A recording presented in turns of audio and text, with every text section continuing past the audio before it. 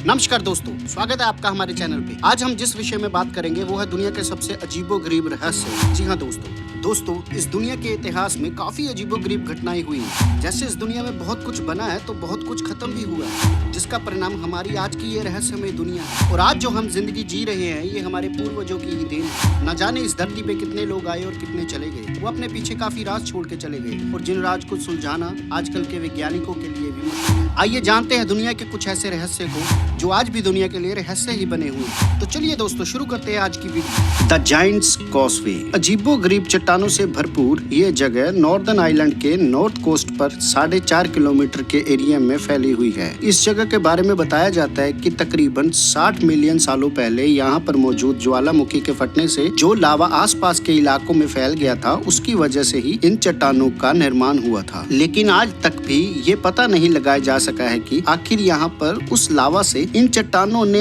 एक्सोगोनल shape कैसे ले लिया। वो भी एक या दो नहीं, सारे के सारे चट्टाने ही यहाँ पर इसी शेप्स में पाए जाते हैं। इसकी वजह से आज इस जगह का रखरखाव यूनेस्को द्वारा किया जाता है। The स्कोट्रा island. यमन देश में मौजूद ये विचित्र टापू असल में दुर्लभ किस्म के पेड़ पौधों और जानवरों का घर है। भौगोलिक रूप से ये जगह अफ्रीका और यमन दोनों से ही बिल्कुल कटा हुआ है, इसलिए यहाँ पर इंसानी हस्तक्षेप भी कम हुआ है। इसी जगह का परिणाम ये है कि यहाँ आज भी कई जगहों पर ऐसी चीजें पाई जाती है जो कि बाकी की दुनिया में कहीं और नहीं मिलती। जैसे कि ये विचित्र आकृति वाले पेड़ जिन्हें द ड्रैगन्स ट्री नाम दिया गया है। ये द्वीप आज भी सुनसान और अपने अंदर ढेर सारी अजीबोगरीब चीजों को समेटे हुए हैं। द लोम बाजार। शॉपिंग करना सबको पसंद है, सिवाय ऐसे बाजार के जहाँ सिर्फ कंकाल, हड्डियाँ और डरावनी चीजें ही मिलती हों। दरअसल ये बाजार अफ्रीका में मौजूद है। इस बाजार में काला जादू करने का हर सामान मिलता है, जैसे जानवरों की हड्डियाँ, उनके सींग आदि। यहाँ पर वे लोग भी जाते हैं जो किसी गंभीर बीमारी से परेशान हैं और उनका इलाज कहीं और नहीं हो पाया, इसलिए वे अंत में काले जादू का सहारा लेते हैं। The goblin valley state park. United state of America के इस पार्क को देखने पर एक बार तो ऐसा प्रतीत होता है जैसे हम मंगल ग्रह पर आ गए हों। लेकिन ये अजीब सी जगह ओटा शहर के साउथ ईस्ट में एक वीरान जगह पे मौजूद है। इस जगह की अजीबोगरीब आकृतियों को पहले समय में अमेरिकी गोबी नाम से पुकारते थे, जिसे बदलकर अब गोब्लिन नाम दे दिया गया है और इसे एक नेचुरल पार्क घोषित कर दिया गया है। लेकिन लाखों सालों की प्राकृतिक क्रिया से बने ये शेप्स काफी आकर्षित लगते हैं और साथ ही दूसरी दुनिया का एहसास भी करवा देते हैं।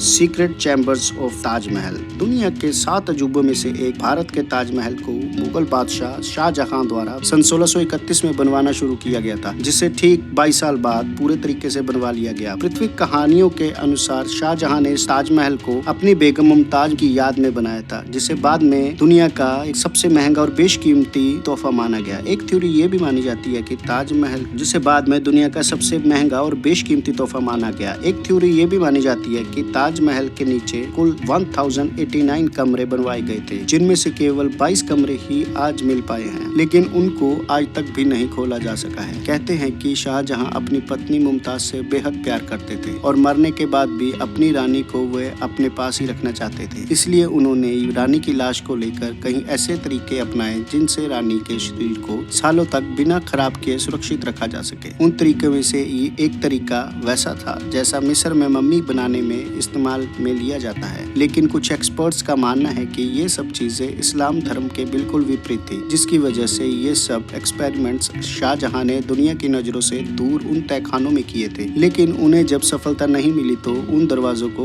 उन्होंने हमेशा के लिए बंद करवा दिया और वह राज फिर से दुनिया के लिए राज ही बन गए। ताजमहल के इन सीक्रेट चैम्बर्स को लेकर ढेरों थ्योरीज इंटरनेट पर मौजूद है। आप चाहो तो ताजमहल पर रिसर्च गूगल पर पढ़ सकते हैं। The statue park of Japan. दोस्तों, जापान देश विश्व भर में अपनी टेक्नोलॉजी विस्तार के लिए जाना जाता है, लेकिन जापान में भी कई ऐसी चीजें मौजूद है जो बेहद रहस्यमय है, जैसे कि ओसिफ वालों प्रांत का ये स्टैचू पार्क। वैसे तो जापान में कई अलग अलग थीम्स पर बेस्ड पार्क बनाए गए हैं, लेकिन ये स्टैचू पार्क एकमात्र ऐसा पार्क है जहाँ पर जाना तो दूर, कोई इसके बारे में बातें तक नहीं करना चाहता, क्योंकि ये दिखने में काफी अनरियल और डरावना है। लोग इसके बारे में कहते हैं कि जो कोई भी यहाँ विजिट करता है उसे वहाँ पर अजीब सी फीलिंग आती है और उसे ऐसा लगता है मानो उसे वहाँ पर कोई चोरी छुपे देख रहा है। इस पार्क में 1200 से भी ज्यादा स्टोन स्टैचू मौजूद है। इन स्टैचूज को देखने पर पता लगता है कि इन्हें काफी मेहनत और बारीकी से बनाया गया है, क्योंकि ये बिल्कुल रियल लगते हैं। इन पर इतनी बारीकी से काम किया गया था कि इनके एक्सप्रेशंस भी ऐसे लगते हैं मानो कि ये अभी बोल पड़ेंगे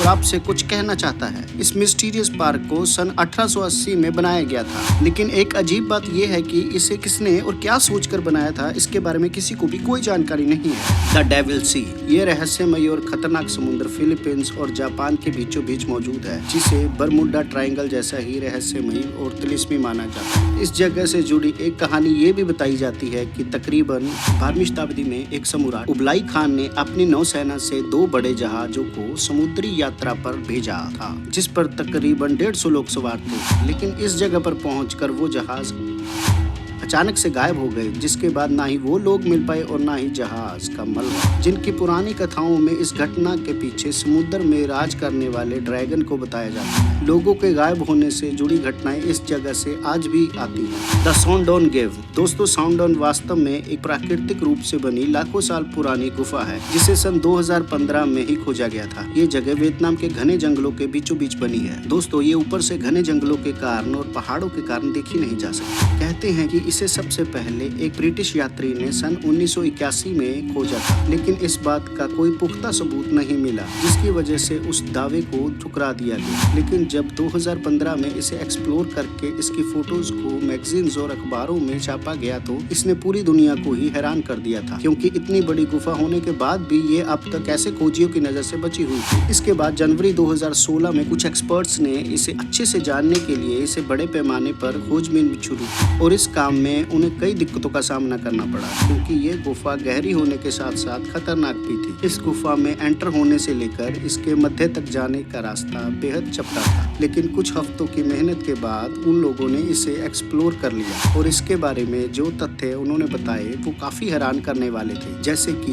ये गुफा 9 किलोमीटर लंबी है, जिसमें जाने के लिए 5 किलोमीटर तक सिर्फ खड़ी चट्टानों पर ही चढ़ाई करनी पड़ती है, और यहाँ पर आते आते कई संकरी खाइयां भी बन गई है, जिनमें अगर एक बार कोई फिसल कर गिर जाए तो उसे वापस निकालना नामुमकिन है। साथ ही इस गुफा में कई बड़ी बड़ी लुक फॉर्मेशन भी है। आपको हैरानी होगी कि गुफा के अंदर ही 4 किलोमीटर के दायरे में एक घना जंगल फैला हुआ है, जिसके एक कोने से छोटे आकार की नदी बहती रहती है। इस गुफा के आकार और इसकी विशेषताओं के कारण इसे दुनिया की सबसे विशालकाय गुफा का दर्जा दे दिया गया है। द लेक नेट्रोन, तंजानिया की इस लेक को काफी रहस्यमयी और खतरनाक माना जाता है, क्योंकि माना जाता है कि इस झील के पानी को छूने वाली हर चीज पत्थर में बदल जाती है। एक शोध के बाद पता चला था कि इस झील में बेकिंग सोडा और सोडियम कार्बोरेट के साथ कुछ जहरीले तत्व भी मौजूद है, जिसकी वजह से इसके पानी को छूने वाली हर चीज पत्थर बन तब्दील हो जाती है। ये रसायन ठीक वैसे ही है जैसे मिस्र में मम्मी को सुरक्षित रखने के लिए इस्तेमाल की जाते हैं। इन कारणों की वजह से इस झील के पास सैलानियों को जाने की इजाजत नहीं दी जाती। द ग्रेट ब्लू होल, दोस्तों ग्रेट ब्लू होल एक बहुत बड़ा सिंक होल है, जो कोस्टो ब्लीच के नजदीकी समुद्र में कुदरती रूप से बना हुआ है।